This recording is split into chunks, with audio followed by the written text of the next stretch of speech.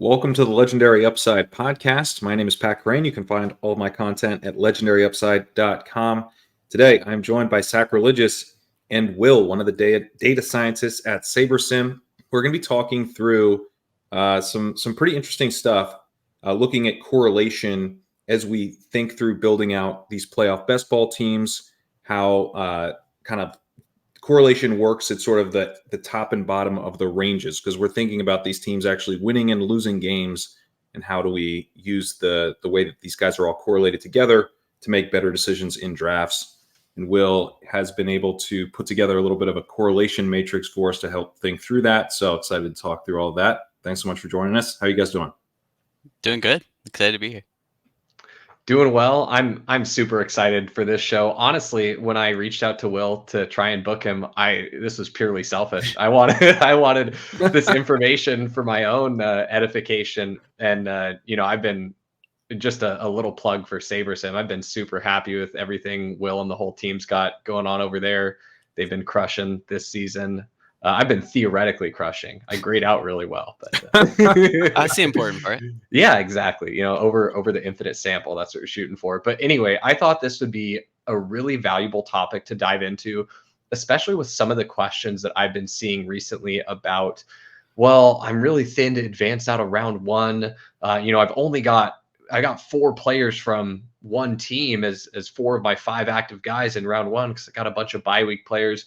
And I think that people are kind of missing the forest for the trees here. And there's 2 parts to it. The first part is round one is the easiest round to advance, right? If specifically, we'll talk about it in context. We're talking specifically the gauntlet, which is 2. Yeah. So in Underdog's the gauntlet, you got to get through the first round of the playoffs. 2 of 6 teams, because these are 6-team drafts, 2 of those teams advance through round 1. And then what is it in round 2? Is it 1 of 2 of 14, and then 1 of 8? 2 of 14 and then 1 of 8. And obviously you're going to have less alive players the further you go, because teams are going to get eliminated. So it's hard to have a full 10-player roster once you get to the conference championship, and that's 1 of 8. And then you get to the final and you have to win a 400-person final. So getting through round 1 is important, obviously, but it's actually the easiest part of it.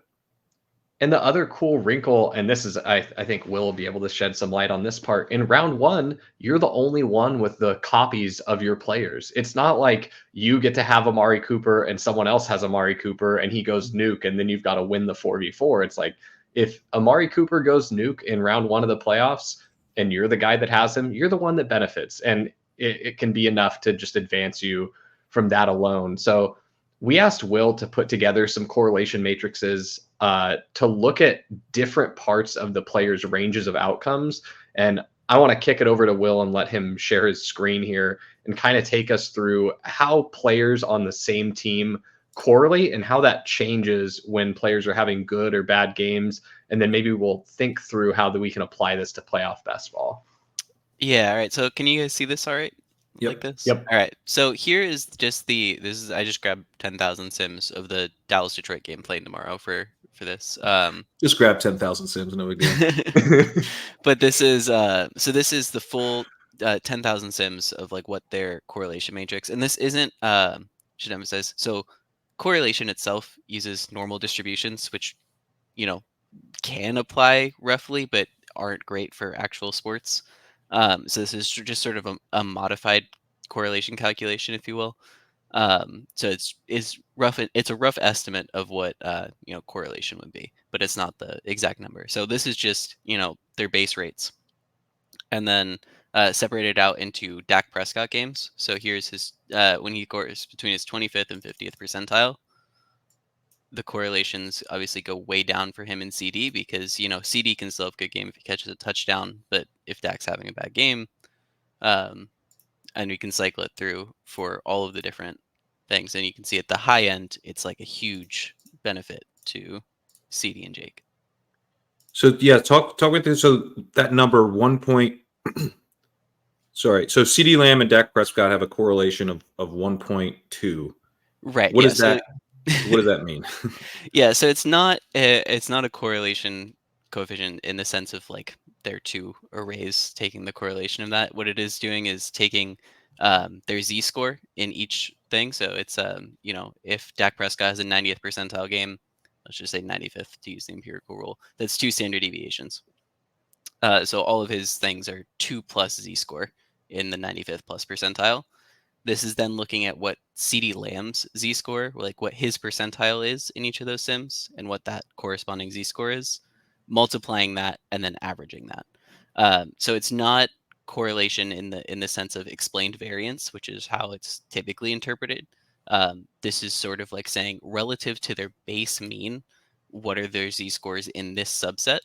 And so since this subset has extremely high z-scores, the relative mean is going to be significantly higher. Like CeeDee Lamb's 50th percentile in Dak Prescott 90 plus percentile games is 24, and in the base it's 18.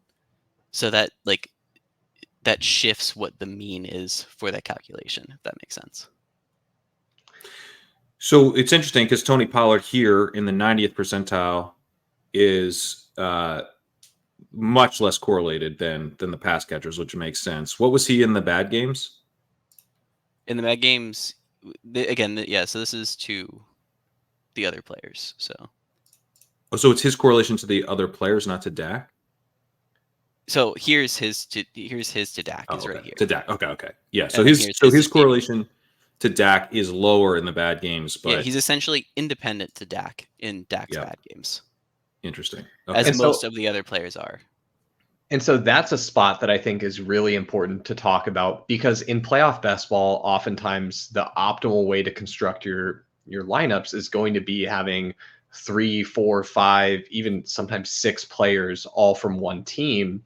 And so then we get into this situation where, let's talk about what happens when the team just has an okay game, either the 25th to 50th percentile or, slightly above, maybe 50th to 75th percentile outcome. And we can look at those correlations. And really what I want to kind of dive into here is in the games where Dak doesn't do, so great for me. So maybe this 25th to 50th percentile range, am I still able to get there enough with my lineup from my, effectively my Cowboys onslaught? I might get, 1 or 2 other players from different teams chipping in a score. But in these games where the Cowboys put up a lower scoring team total here, are we going to get enough to be able to advance here? So how do you think the correlation matrix bears that out? Yes, I think it's interesting. I mean, so you can see most players to Dak are relatively independent, but then obviously like pass catchers like CeeDee and Jake have a strong negative correlation, which makes sense if Dak Prescott's only throwing 2 touchdowns. It's unlike they're not both going to catch multiple basically. Mm-hmm. So I think that it does sort of hurt stack equity, obviously, if your team's not scoring as much points. But as far as like the individual pieces, they're relatively independent of each other during those like lower outcomes.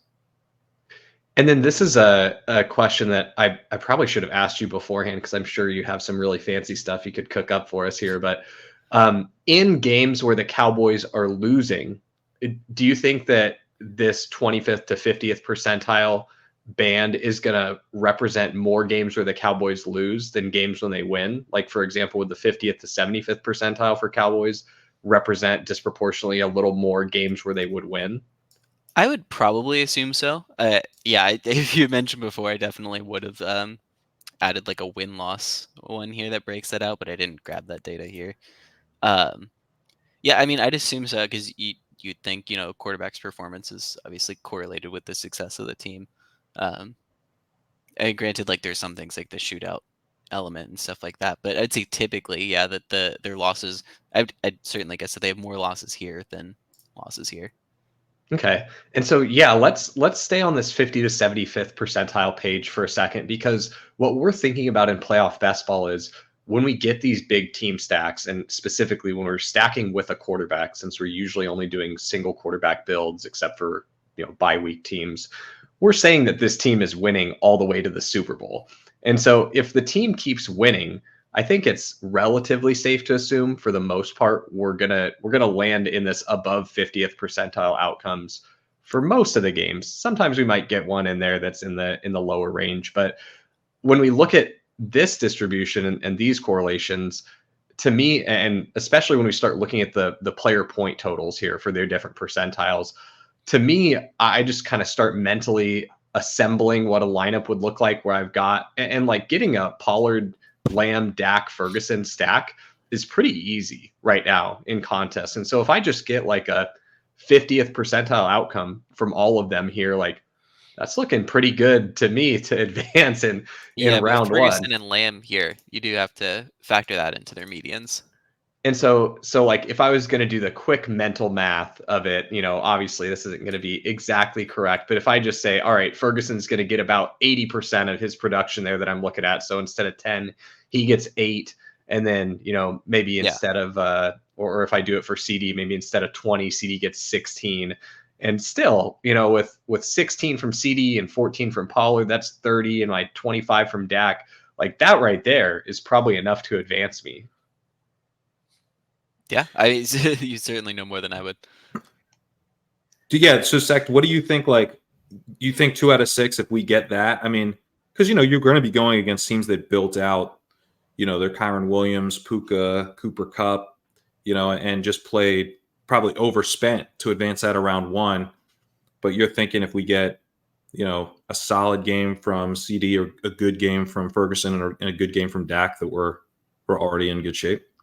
Yeah, I think the avenue that I'm thinking down is if I've got these bigger team stacks in round 1 and maybe I have fewer active players because I've got a couple of players on bye and I am going against a guy that's got 10 active in round 1, you know, and he's just got a rainbow team. It's all different NFL teams. He's got 7 different teams in there.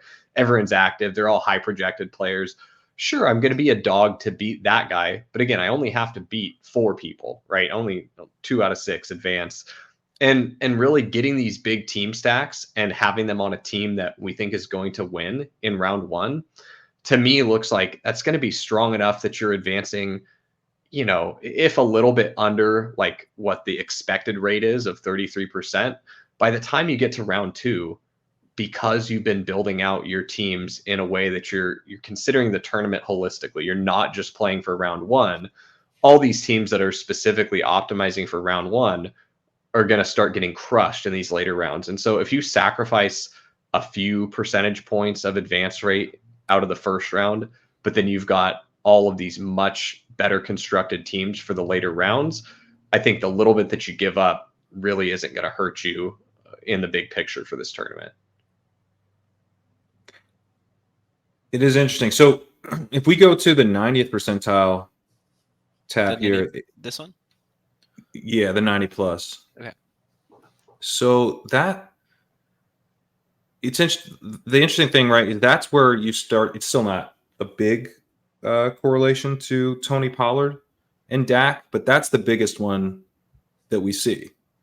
Yep. I think that's, significantly so.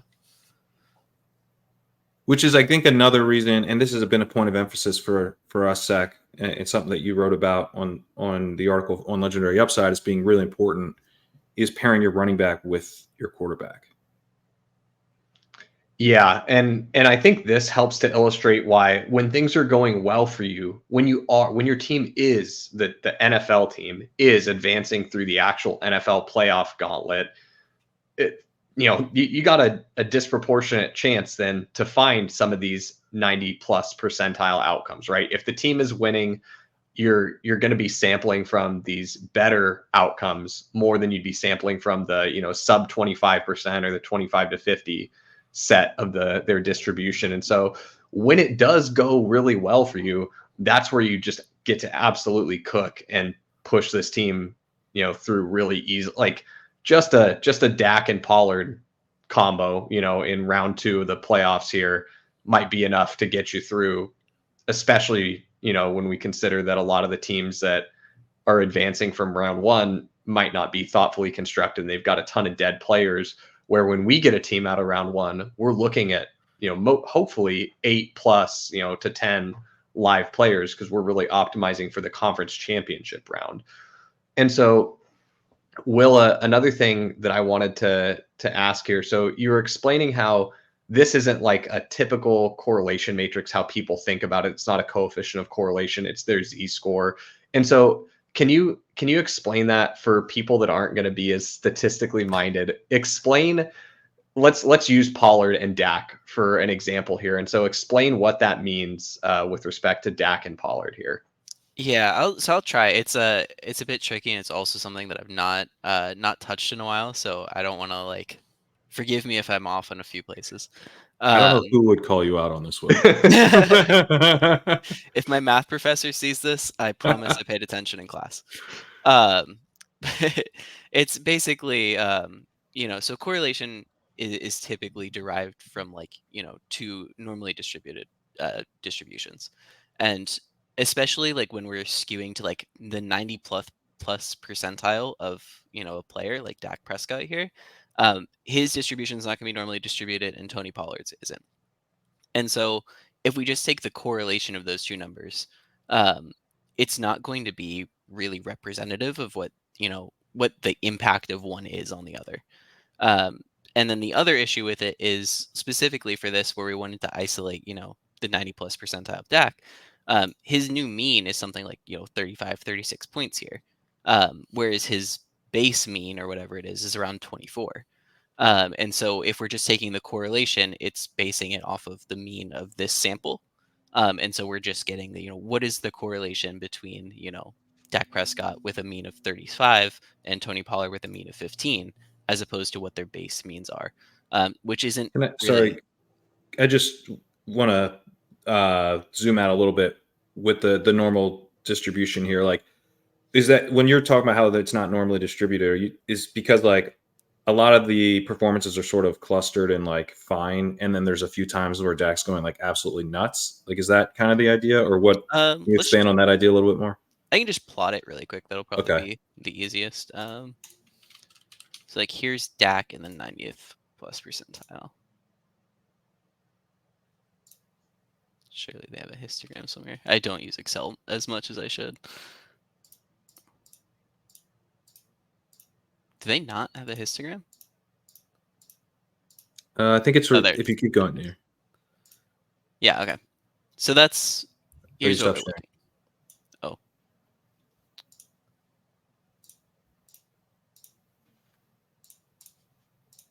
We got to the secret histogram. That one's only for paying subscribers. Sorry, guys. Immediately. Yeah. So here's a look at what Dak's histogram looks like for 90 plus percentile. Which if you were taking a normal distribution from the mean of 36 or whatever, simply not representative, right? Like you see how that would be a wildly different shape. I see. So that's essentially what we're trying to rectify here, by converting everything into its percentile of the base of his full range of outcomes, like what percentile these is. So for Dak, they're all greater than 0.9. And then from there, we're converting it to the z-score, and then we're doing a trick to multiply the z-scores. Since z-scores are normally distributed, can multiply those together, and then take the sum of the two z-score arrays, and that will get you a correlation estimate. But obviously, like when we're on the fringes, like we're at the very top end of the distribution, that's when it gets funky, which is why you have greater than 1. Yeah, so that actually helped clear it up a lot for me. And so I think for anyone that might be watching, you're like, what the fuck are these guys talking about? The easiest graph, okay? I did what the easiest way for me that made it click was when Will pointed to the Dak Prescott column there. So if you look over at column J, just these first 4 rows, where it's showing us the Dak Prescott, in the 25th, 50th, 75th, and 90th percentile. That'll kind of help clear it up for you, because we're specifically looking for, this is Dak Prescott above his 90th percentile. So we're just assuming these are Dak nuke games. How does everyone else look around Dak then? And so that's what all of these different tabs that Will has is helping us see. When Dak explodes, what do the Cowboys look like? Well, when Dak explodes, we can see even like a bad game from everyone else. Just say this ended up being a Dak 2 rushing touchdown game, and so you get 25th percentile from everyone else. Dak put up 34. You're probably advancing. Like you're good, especially in the first round. 2 of 6. You're the only one with Dak's 34. Don't worry about it. Like you're gonna be just fine. And so now that we kind of have we set the table for like what these different correlation matrices are, like what we're actually looking at.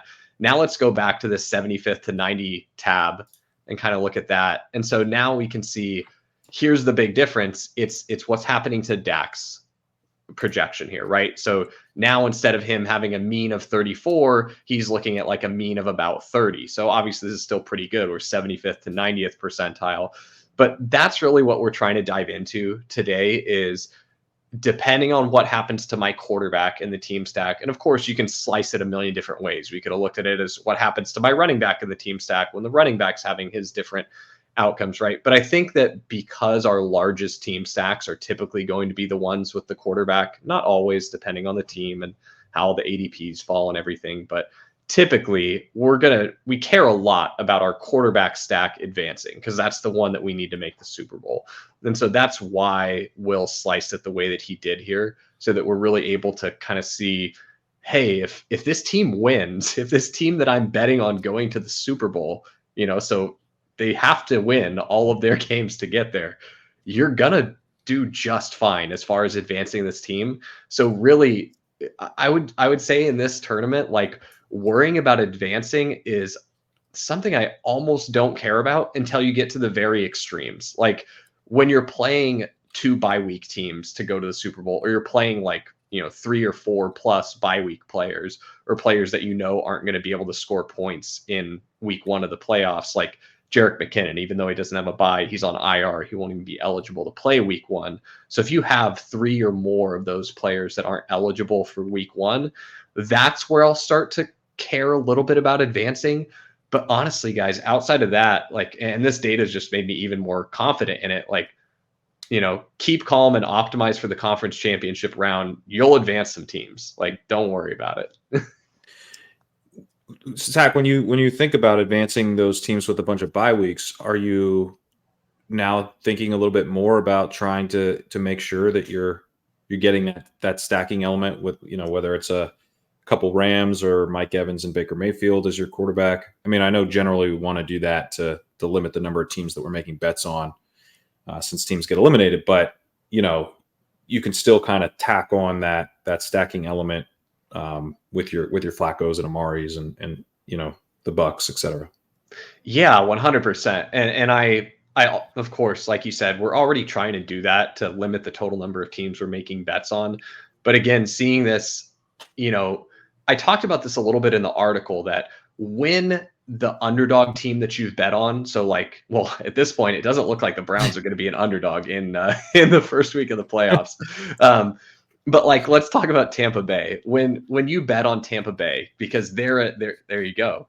They're a team that you needed to advance a bye week stack that you've got. And so you go Baker Mayfield, Mike Evans, and maybe you tack on either Rashad White or Chris Godwin, because you were real thin. Maybe you got like 5 49ers and Ravens between the two of them, right?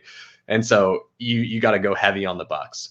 I mentioned this in the article that when those teams win, and thankfully Will did confirm my work a little bit here, you're going to be more likely to be getting this distribution from the favorable part of their range, right? Hey, the team won, we're more likely to be selecting from this subset of games where they scored more fantasy points. And so I already was doing it, but I'm even more gung-ho about it now, just seeing how this kind of shakes out, that when I do get the absolute nuke game from the random quarterback, be it Joe Flacco or Baker Mayfield or Matt Stafford, that I needed to advance, I want to have pieces that are along for the ride there, just with the way that these correlations shake out. So yeah, unfortunately, all of my Joe Flacco double stacks are probably going to get pretty prohibitively priced after last night. One kind of like, if we're pumping the brakes at all on the correlation, I guess I'd be curious, Will, to get your thoughts on like the correlation between Ferguson and Lamb, right? Both are very positively correlated to Dak, but even in the really good scenarios, like the 75th to the 90 tab and in the 90 plus tab, I do they're think I not have real. a bug here, by the way. I think this is the correct one. I think this is the wrong one. Okay. I think they're basically independent. They're basically independent was my, they're not like negatively correlated, but they're basically independent. That's not a problem with those two specifically in this contest, I don't think. But it's not maybe the best thing when we're thinking about, like, if you're taking, it's hard to get a bunch of the 49ers together anymore, but you could potentially get a start where you went like Debo, Ayuk, and Kittle. You're not going to have Purdy there. You're going to have to go AFC quarterback there. Maybe you go a Dolphins stack, but you're like, I've got 3 bringbacks on the 49ers side. Any caution there if those guys are kind of a little bit more independent and you don't have the quarterback, which is the situation we're running into with San Francisco specifically, and those guys are going to cost you your very high-end picks in this tournament. Yeah, I mean, it looks interesting that definitely like they are so independent. This is even like in the best of Dak Prescott games, and it does make sense because at the high end they are competing for targets. Like there is the sense that like the rising tide raises all boats, and the more they throw, the more targets there are for everyone. But there's only so many touchdowns and so many targets that can be split. So I think like it's definitely not what I would do. I probably wouldn't be going after 3 pass catchers, especially given that like Pollard has a better correlation than, I guess not with Lamb, but it feels less competitive on the high end.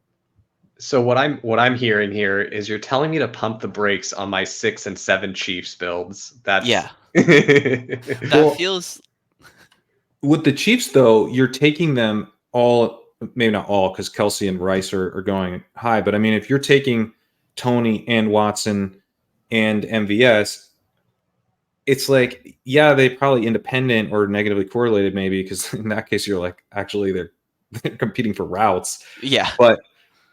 But like maybe you just have to be right on one of them because they're all so cheap. They're all your like last round picks. Yeah, that you know what I mean? That makes it a bit better than I feel like if you're drafting Debo and Ayuk, which I guess are going in the top couple of rounds, then you're sacrificing other players that aren't competing for targets.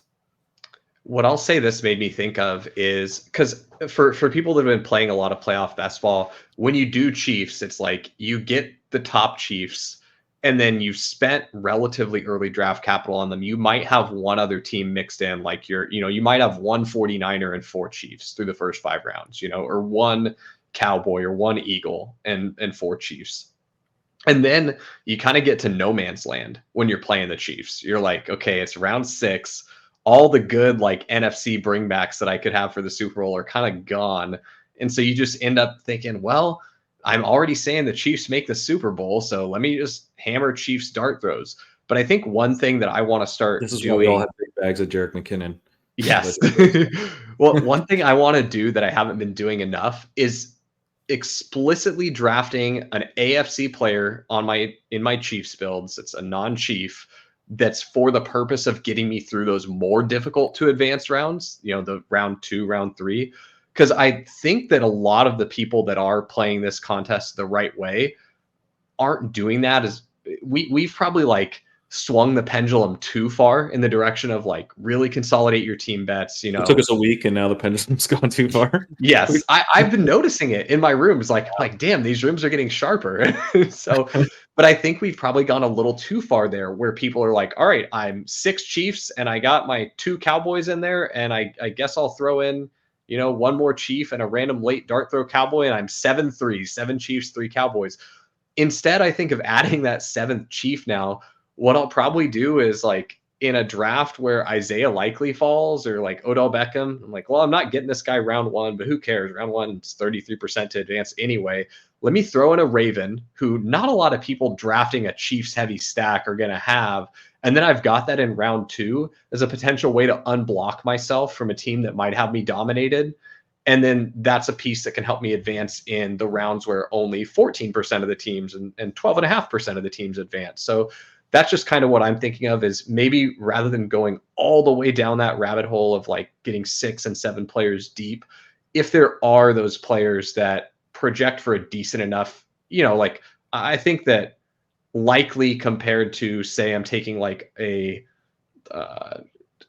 Richie James dart throw on the Chiefs, right? Like Likely's definitely going to project a good amount better than Richie James. And so that's the situation where I'm willing to do it. If they're like 2 equal parts dart throws, like if it's between Richie James and, Nelson Bateman. Aguilar, yeah, or Rashad Bateman, then it's like, whatever, give me the one on the Chiefs, because at least I get to take that to the Super Bowl too. They're both dart throws. So let me get the one that I can take to the Super Bowl as well when I'm right. But when I get a better piece, like, you get a Sam Laporta that slides on a 49ers build, you're like, normally I wouldn't take this, but, rather than going super deep on some team here, let me get Sam Laporta and he's specifically there to help me advance or something like that.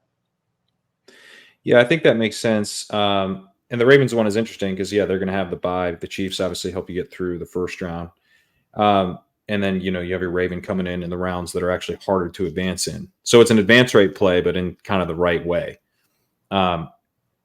Will, we didn't ask you about this ahead of time either, but I know you've talked about bringbacks, and so I just kind of curious to get your thoughts. Like, because as Sack mentions, the Ravens there with Chiefs builds, the goal is for that to be a bringback in the conference championship, right? You've got a Mahomes Chiefs build.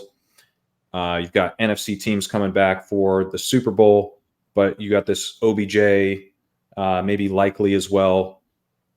What are your thoughts on bringbacks kind of generally? And that's something that's like hard to predict that we're actually getting the bringback, because we have to have the bracket play out right. But we're in a lot of ways kind of building with the hope of bringbacks in this tournament.